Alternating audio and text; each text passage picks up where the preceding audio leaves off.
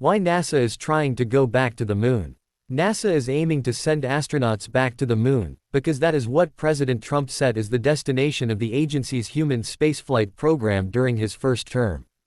On December 11, 2017, Mr. Trump signed what the White House called Space Policy Directive 1, which stated that the United States will lead the return of humans to the moon for long-term exploration and utilization, followed by human missions to Mars and other destinations.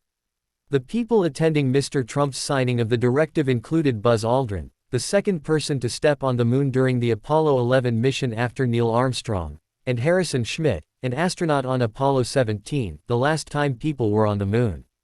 3 reasons are often offered for NASA to send astronauts back to the moon. Much knowledge about the solar system can be gleaned from the moon, especially in the eternally shadowed craters in the polar regions that appear to hold frozen water. The moon is the logical next stop for astronauts. The United States needs to get back to the moon before China gets there. For a couple of decades after the Apollo moon landings, not many people paid much attention to the moon. The moon was a been there, done that place, a lifeless, airless world of rocks and dust and not much else. Scientists and NASA looked to explore Mars and other planets. The discovery of frozen water in the craters rekindled interest in the moon. Moon water could simplify astronaut missions going there. Humans need to drink water to survive, and water molecules can be split into hydrogen and oxygen. Oxygen provides air to breathe, and hydrogen and oxygen can also be used as rocket propellants to return home to Earth, or to travel elsewhere in the solar system. Layers of ice in the craters could also provide a history of the solar system, much as ice cores from Greenland and Antarctica provide a record of Earth's climate.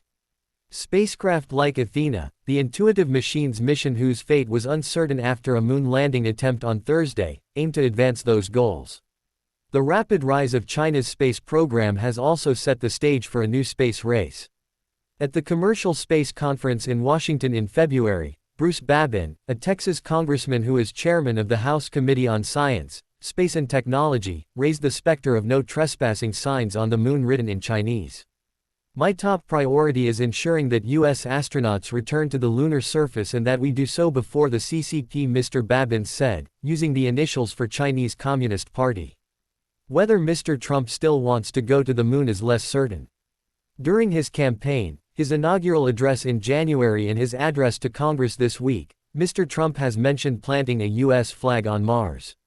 He almost never talks about the moon anymore. Elon Musk, the chief executive of SpaceX and a key advisor to Mr. Trump, says the moon is a distraction, even though SpaceX has a multi-billion-dollar NASA contract to build the landers that are to take astronauts to the moon's surface as part of the Artemis program.